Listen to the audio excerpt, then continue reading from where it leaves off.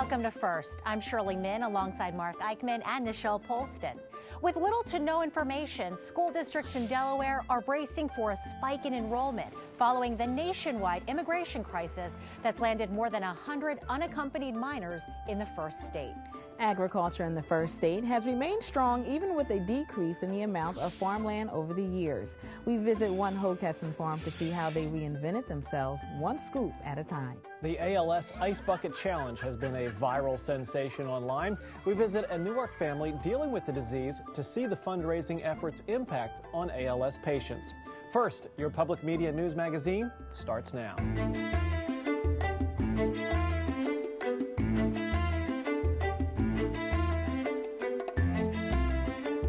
At least 117 school-aged children who illegally entered the country at the U.S.-Mexico border have been placed with family members or sponsors throughout Delaware. The children were part of a recent wave of 57,000 unaccompanied minors who entered the country since October 2013. With classes set to begin next month, this week's First Look shines a light on how one school district is bracing for a potential influx in enrollment.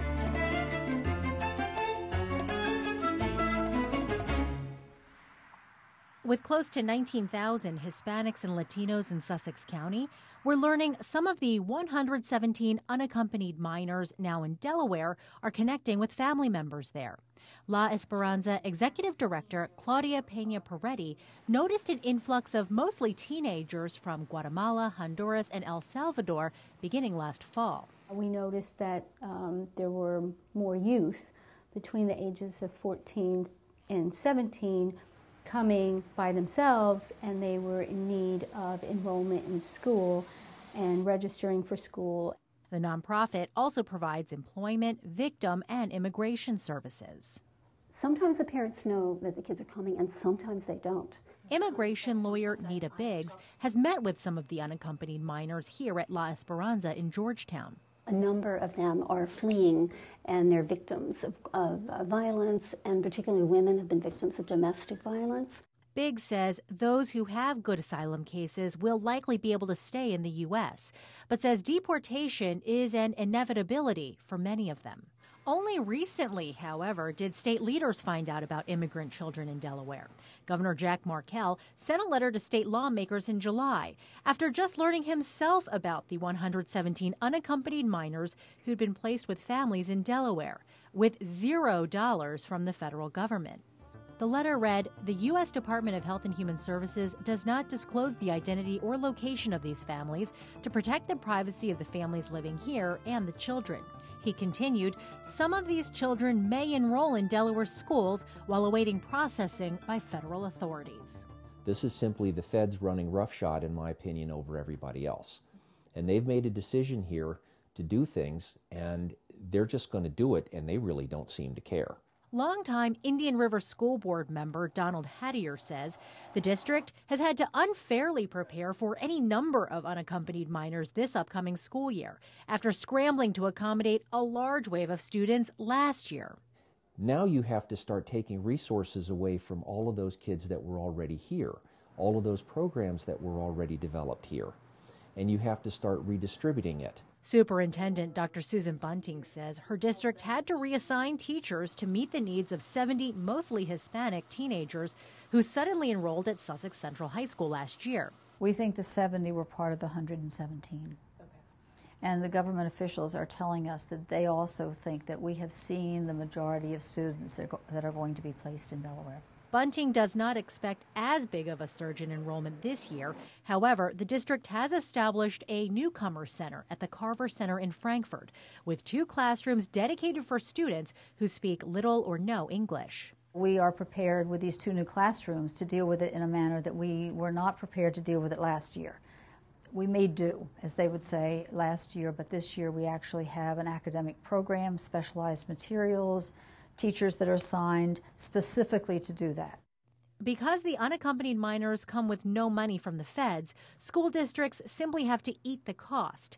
In Indian River's case, on average, the district spends $12,000 per student. Let's say we get 50 of them, all right, in our district, times 12,000, you're looking at $600 extra thousand that you need. And it is going to put a load on virtually every district. whether it's us or whether it's somebody else. It's our privilege to work with every child that crosses the threshold of our schools. We're going to try to meet their needs as best we can. Already stretched thin, La Esperanza, which depends on state money, donations, and grants, is also feeling the pinch of trying to do right by these children. If we don't receive the funding, we're still going to help them. Our doors are always open to them. We have to help them. As a society, as a state, as a community, we have to help them. Delaware's Department of Education says because it was not given any specific information about the children, they too are in the dark about what the specific impact on any one school or district will be.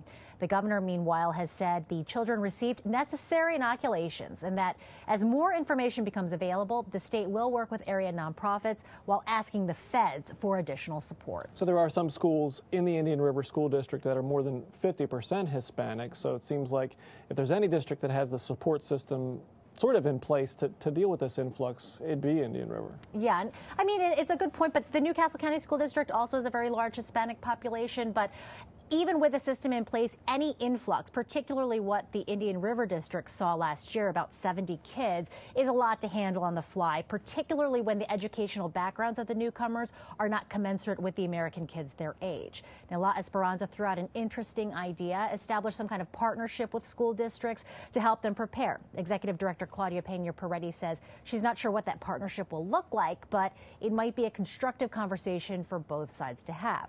As for La Esperanza, they are putting out a call for bilingual volunteers who could help them with immigration services or school enrollment. It seems like a tough situation all around, tough for the schools, but also tough for these kids. Absolutely. Shirley, thanks so much. As always, you can read more about this issue at newsworks.org/Delaware.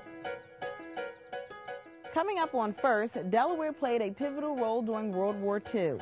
First Experience visits the Fort Miles Museum to see how they are bringing the fort back to life and keeping its history alive. And ALS has been in the headlines lately with the Ice Bucket Challenge. We visit a Delaware family to see how this national effort is having a local impact.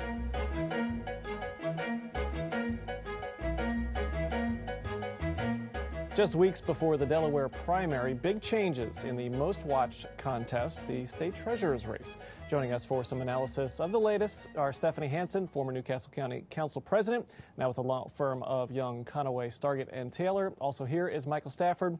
He's an attorney and syndicated columnist whose work has been featured on MSNBC. So Chip Flowers, in a tearful announcement in Dover, announces he's dropping his bid for re-election. He's planning to move to Massachusetts to sort of get away from Delaware politics and the scandal that he's been involved in really for the past year and a half. This all comes after he was accused of threatening his former deputy treasurer, Erica Benner's son, at a 4th of July parade, along with a number of text messages that have been released. So it's kind of the latest in the ongoing saga, and he's kind of blaming Erica Benner for what's going on, saying that these lies will follow him throughout politics. Does that wash? Can he blame Erica Benner for all this, or is some of it on Chip? Oh, I think a lot of it's on Chip. He certainly owns his response, doesn't he? And when you look at this entire situation from the beginning, so much of it hasn't been about the allegations, but it's been about how he responds to it. The Patriots tickets, the Patriots game's a great example of that. Rather than coming, out front of the story, admitting to having been there, we got lies, stonewalling, and oh, lo and behold, now we find out there's a picture. So he owns his response, and I think it's the response that's dug the hole. I think so. It was a strange end to it, though. Normally, oftentimes you see people continuing to run after issues like this come up. Sure. And sometimes they even win. So the fact that he's actually decided he's not going to continue a re-election bid was kind of a surprise. I think the one thing, though, that was a new factor in this that no one had really seen before is the fact that he now has a fiance and he's planning a wedding. I think that that had a huge impact on what he decided to do at this particular point in time, because I think she said, well, I'm out of here. This is crazy town unless we put an end to this now. Were you surprised after all that, and we've been talking about Chip a lot on State of Play over the past months, were you surprised that it has come to an end now, that he's out, that he's kind of given up and admitted defeat? He doesn't really seem like a person to wave a white flag as much as he's fought to these allegations. And oh yeah, definitely. I was surprised, but like I said, I think it's because he has a fiance. He's looking forward to a new and different life away from Delaware politics. It's been one battle after another and a hole that he has not been able to get out of the entire time that he's been in office. It was a weird end to a very weird sideshow. Hopefully, no matter who wins the race this time, the Treasurer's office is going to recede into its rightful place of obscurity in Delaware politics and not be heard from again for a while. See, that's the thing. Now, I mean, Ken Simpler got his wish. Things have been made simpler. Right. They have been made much simpler because now, now it's going to be a challenge for the candidates to figure out exactly what this office does other than write checks and be the warm-up bench for a higher office. Correct. Well, and that's the interesting thing about all this is that none of, or at least not much of any of this has been about how he's run the Treasurer's office. It's all sort of been sideshow stuff. It has. And minus that, he definitely would have run, probably would have won again. Oh, I think he would have. My opinion, I think he would have beat Barney, and I think he matched up very well against Simpler. Certainly for Barney, I mean, Barney's now got the clear path to the Democratic nomination. Barney versus Simpler, both of these guys have kind of positioned themselves as I'm not Chip Flowers. How do they distinguish themselves from each other? And can Simpler, sort of is there going to be low enough turnout and enough people fed up with the way the Treasurer's office has been handled or looking for some more diversity between the parties in high office to throw some votes Simpler's way? I'm not sure that the answer is yes to that. I don't know. I think that Barney, you and I were on the same page before. I think that Chip probably would have won. Unless there was another shoe that was getting ready to drop, which maybe there was. But at this point, I think that it's probably going to be Sean Barney that wins. The friend of Tom Carper. He's running on a platform of humility and teamwork, which are two qualities that we haven't seen a whole lot of in this particular office. And then you have the Republicans that are at a severe disadvantage, name-wise and registration-wise. So we'll have to see what happens come September 9th, which is the Delaware primary, and we'll talk here on State of Play and on First, more coverage of the primary races in the coming weeks. For now, our thanks to State of Players, Stephanie Hansen and Michael Stafford. Thanks for being here on State of Play. You can watch this interview at newsworks.org/Delaware. Click the drop-down box at the top of the page. Watch First when you want at WHYY.org/First. This show will be posted on Monday. Also, check us out with Comcast On Demand. Just go to Get Local, News and Information, and then WHYY. Over a period of 6 decades, farmland in Delaware has decreased, but the state still remains strong in agriculture with 2,500 farmers and about 500,000 acres of farmland. Some of those farms that are still around today had to reinvent their businesses, such as one in Hocassin that's been around for over 200 years, eventually becoming quite popular thanks to a delicious dessert.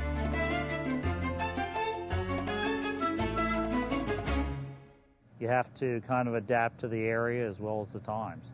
That's exactly what Woodside Dairy Farm in Hocassin had to do, reinvent itself. The farm, which primarily produced dairy since the late 1700s, made changes to stay competitive and survive. And this creamery is the result of that. As far as adapting, it's been a nice fit for the area. We've been surrounded by suburbia now. That didn't used to be the case when our family bought the farm. And so we were able to start a business here that was not only good for our farm to keep us sustainable, but also good for the community as well.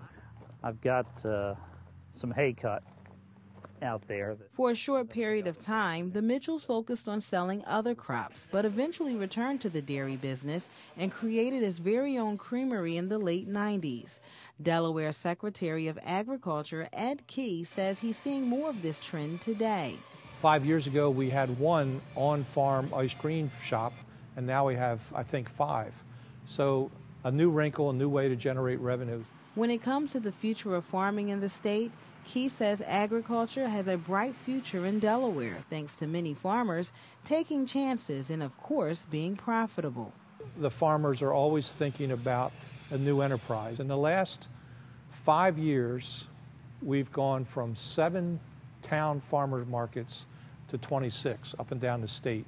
Now that's a combination of the farmers expressing a need, but individual communities accommodating that need and recognizing a farmer's market would be good.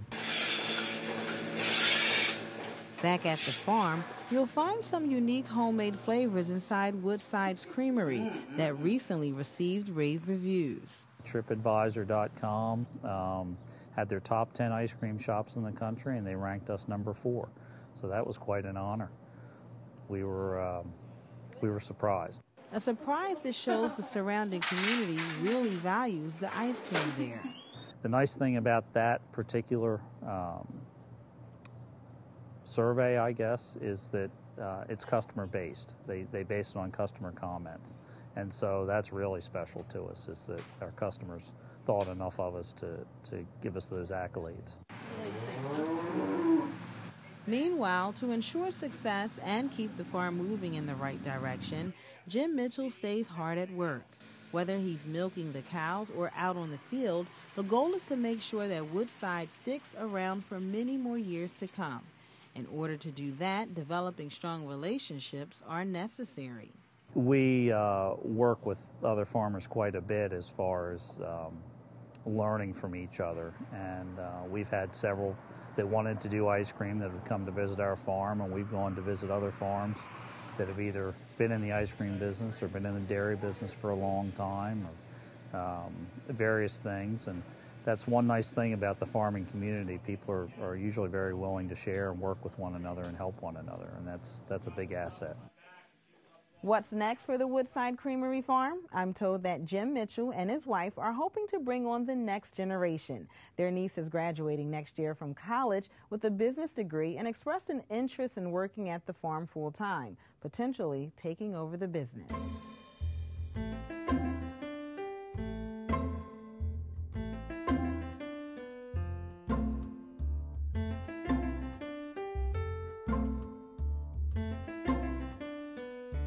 The ice water buckets have been everywhere. Thousands have doused themselves to raise awareness and money for ALS, also known as Lou Gehrig's disease. And while it might seem like another passing social media fad that is overstaying its welcome, those diagnosed with ALS are grateful for every bucket.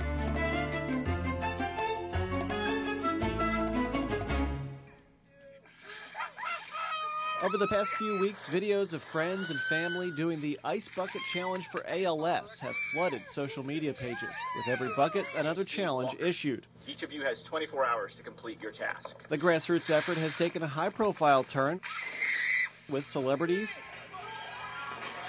sports teams, and even local leaders like Governor Markell. But it's more than just a goofy viral trend. The challenge has dramatically increased donations for the ALS Association. It's raised over $15 million since this campaign began in late July, and it continues to grow. Those donations will help the association assist the roughly 100 ALS patients in Delaware, helping people like Chuck and Christina Morris of Newark, who learned Chuck had ALS 4 years ago. I had just found out that I was pregnant with Katie, actually. It was terrifying. I quite frankly didn't know if I'd ever see Katie or the ever beholder. Chuck had to leave his job at the Department of Correction and is now dependent on others to do the most basic tasks. The things that people take for granted that you just do for yourself, scratch an itch, wipe your eye, blow your nose, feed yourself, take yourself to the bathroom, all of those things somebody else has to do for him now. But watching friends, family, and even strangers make an effort to raise money and awareness for ALS brings big smiles at the Morris house. Watching the videos is an encouragement to me. Some people say, oh, that's such a dumb thing to do. Well, of course it's dumb. If it wasn't dumb, it wouldn't spread over Facebook. I think for me, I'm thrilled about the donations, and so much of that money will go directly to patients. The ALS Association uses donations from the challenge not just to fund research, but also to help patients through a clinic in Philadelphia and other ways like medical equipment. Wheelchairs, home ramping, in-home care, and assistive technology, amongst many other programs that can benefit people living with this terrible disease. The ALS Association really are doing life-saving work and helping everyone in the family, not just the patient. And their services are free to all ALS patients. They don't charge the insurance, they don't charge us, nothing. There's still not a lot known about the cause of ALS, and there's no cure. ALS is a always fatal disease. People with ALS tend to live 2 to 5 years from diagnosis, so it affects your entire body and can be devastating not just for the person living with it, but for their entire family and community who care for them. But making people more aware of the disease is a step in the right direction. I think if there had been an ice bucket challenge 4.5, 5 years ago, I would have known more about it before Chuck ever got diagnosed. I'm hoping that there are some people out there that decide to volunteer and donate their time to make somebody's life just a little bit brighter. Some people don't have money to donate, but they might have some time. Doctors say Chuck's ALS has progressed slower than some. The Morrises are hopeful that even after the Ice Bucket Challenge fades, those who took part and contributed will come to support other ALS events, like the Walk to Defeat ALS at Citizens Bank Park in November. There's also a Walk to Defeat ALS along the Rehoboth Boardwalk on Saturday, September 13th. During World War II, upwards of 35 German U-boats were patrolling off the coast of Delaware. Fort Miles, located in what's now Cape Henlopen State Park in Lewis, was the nation's first line of defense against a German invasion. Since 2003, the Fort Miles Historical Association has made it its mission to turn this piece of Delaware and national history into a world-class museum. First Experience stops by this week for a tour.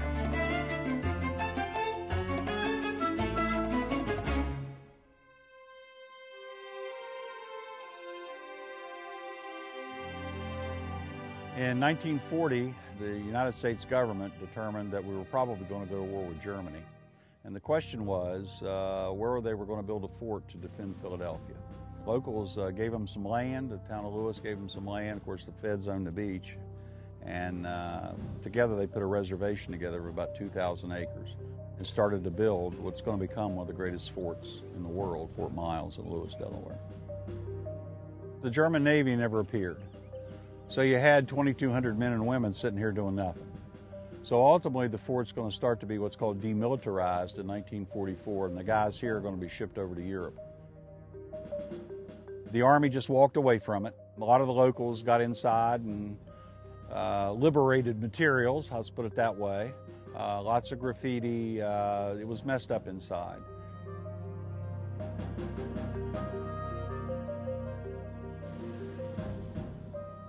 What we're doing today is bringing this fort back to life. What we're all about is turning Battery 519 into the best World War II museum inside a World War II facility in the country. It's kind of funny. Most museums are buildings that are built someplace else and you bring the artifacts to them. Our building is the artifact.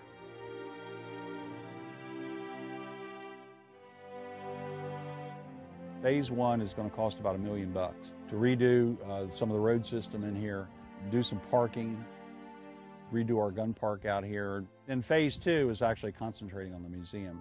It's going to take us about $5 million to do the museum.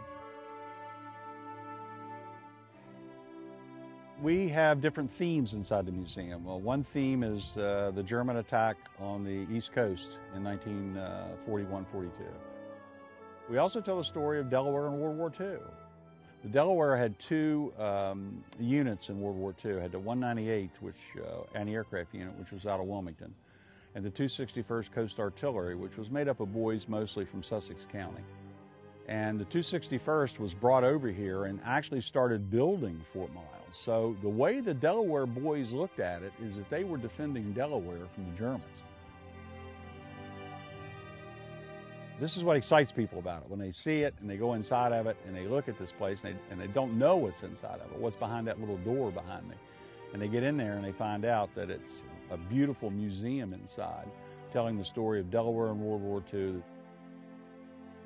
and then see the weapons that actually did it. The 16-inch gun from the battleship Missouri kind of puts the puzzle together for everybody.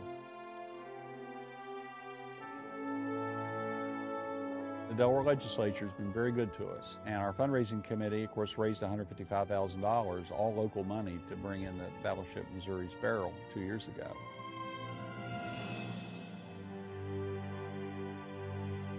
We're getting closer and closer to our goal, which is the best World War II museum inside a World War II facility in the country, in Little Delaware.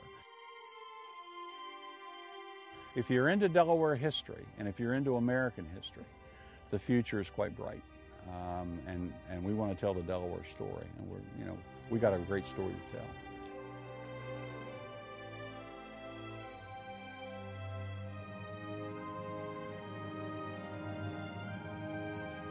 I could have retired and gone fishing to Key West, but instead I'm a historian, and that's what I do. I do history. And I'm a teacher, and so I teach.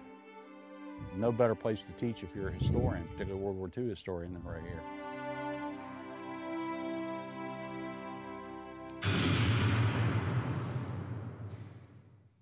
Our crew had fun firing the gun from the USS Missouri at the end of our story. The Missouri, if you remember your history, is the ship on which the Japanese surrendered, effectively ending World War II. The work at the museum should be completed by about 2019, with most of the work being done by the volunteers at Fort Miles, who are called bunker busters. They give about 1,000 hours a month of volunteer time to restoring the fort. The museum is open now for guided tours. You can find more information at destateparks.com. Just click on Cape Henlopen State Park and then Fort Miles. Next weekend is Labor Day, believe it or not. It's the unofficial end to the summer season, and First Experience hits the waves when we get on board the Kalmar Nickel. Get your favorite sea shanty ready and raise the sails as we set sail with Delaware's tall ship to bid a fond farewell to summer.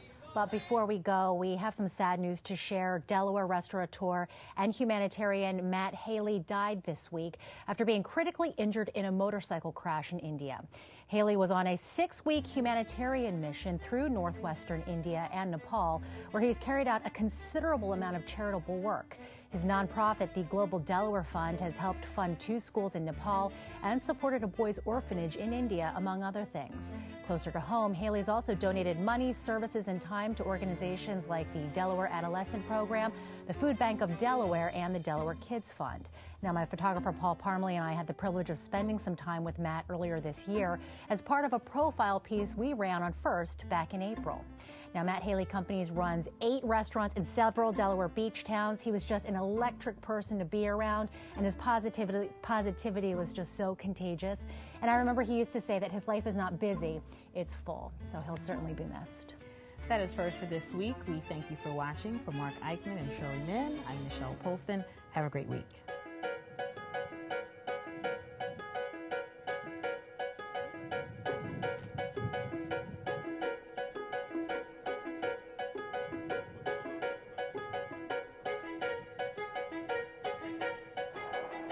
If they saw a German U-boat in the trailer,